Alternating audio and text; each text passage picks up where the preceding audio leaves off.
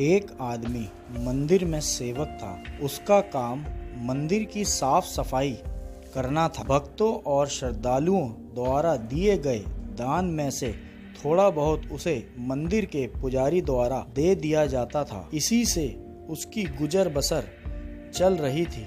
वह अपनी जिंदगी से बहुत परेशान और दुखी था। मंदिर में काम करते करते वह दिन भर अपनी जिंदगी को लेकर शिकायतें करता रहता था। एक दिन शिकायत करते हुए वह भगवान से बोला, भगवान जी, आपकी जिंदगी कितनी आसान है। आपको बस एक जगह आराम से खड़े रहना होता है। मेरी जिंदगी को देखो, कितनी कठिन जिंदगी जी रहा हूँ मैं।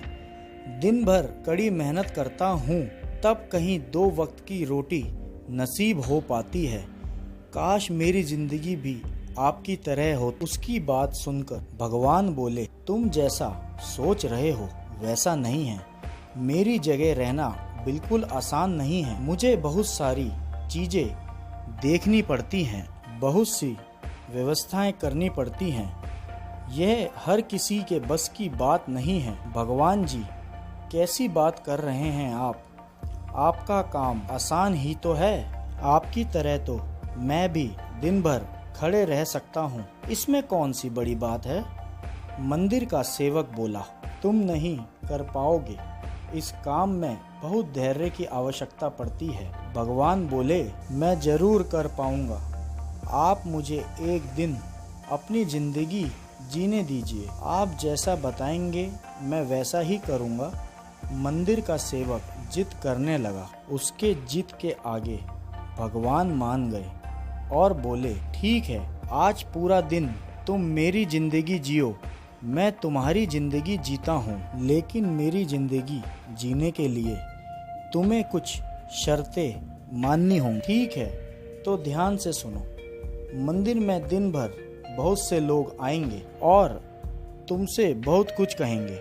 कुछ तुम्हें अच्छा बोलेंगे तो कुछ बुरा। तुम्हें हर किसी की बात चुपचाप एक जगह मूर्ति की तरह खड़े रहकर धैर्य के साथ सुननी है और उन पर कोई प्रतिक्रिया नहीं देनी है। सेवक मान गया।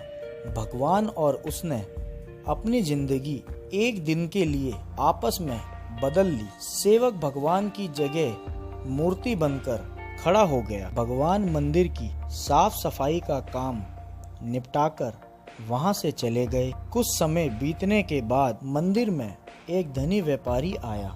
भगवान से प्रार्थना करते हुए वह बोला, भगवान जी, मैं एक नई फैक्ट्री डाल रहा हूँ। मुझे आशीर्वाद दीजिए कि यह फैक्ट्री अच्छी तरह चले और मैं इससे अच्छा मुनाफा कमाऊं। प्रार्थना करने के बाद वह प्रणाम करने के लिए नीचे झुका तो उसका बटुआ गिर गया। जब वह वहां से जाने लगा तो भगवान की जगह खड़े मंदिर के सेवक का मन हुआ कि उसे बता दे उसका बटुआ गिर गया है, लेकिन शर्त अनुसार उसे चुप रहना था, इसलिए वह कुछ नहीं बोला। पुलिस नाविक को पकड़कर ले जाने लगी। भगवान बने आदमी को अपने सामने होता हुआ यह अन्याय सहन नहीं हुआ। शर्त अनुसार उसे चुप रहना था, लेकिन उसे लगा कि बहुत गलत हो चुका है। यदि अब मैं चुप रहा तो एक बेकसूर आदमी को व्यर्थ में ही सजा भुगतनी पड़ेगी। उसने अपनी चुप्पी तोड़ते हुए कहा, आप यह गलत व्यक्ति को पकड़कर ले जा रहे हैं। यह बटुआ इस नाविक ने नहीं, बल्कि इसके पहले आए गरीब व्यक्ति ने चुराया है। मैं भगवान हूँ और मैंने सब देखा है। पुलिस भगवान की बात कैसे नहीं मानती। उसकी बात मानकर उन्होंने नाविक को छोड़ दिया और गरीब आदमी को पकड़ लिया जिसने बटुआ लिया था। शाम को जब भगवान वापस आए तो मंदिर के सेवक ने पूरे दिन का वृतांत सुनाते हुए उन्हें गर्व के साथ बताया कि आज मैंने एक व्यक्ति के साथ अन्याय होने से रोका है। देखिए, आपकी जिंदगी जीकर आज मैंने कितना अच्छा काम किया है। उसकी बात सुनकर भगवान बोले, ये तुमने क्या किया? मैंने तुमसे कहा था कि चुपचाप मूर्ति बनकर खड़े रहना, लेकिन वैसा ना कर तुमने मेरी पूरी योजना पर पानी फेर दिया। उस धनी व्यापारी ने बुरे कर्मों द्वारा इतना धन कमाया है, यदि उसमें से कुछ पैसे गरीब आदमी को मिल जात तो उसका भला हो जाता और व्यापारी के पाप भी कुछ कम हो जाते। जिस नाविक को तुमने समुद्री यात्रा पर भेज दिया है, अब वह जीवित वापस नहीं आ पाएगा। समुद्र में बहुत बड़ा तूफान आने वाला है।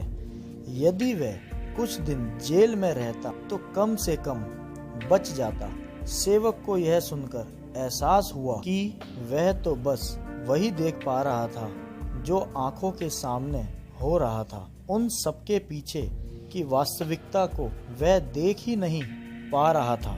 जबकि भगवान जीवन के हर पहलू पर विचार और अपनी योजना बनाते हैं और लोगों के जीवन को चलाते हैं। हम सब भी भगवान की योजनाओं को समझ नहीं पाते। जब हमारे साथ कुछ गलत हो रहा होता है या हमारे हिसाब से कुछ नहीं हो रहा होता है तो अपना धैर्य खोकर हम भगवान को दोष देने लगते हैं। हम ये समझ नहीं पाते कि इन सब के पीछे भगवान की कोई ना कोई योजना छुपी हुई होती है।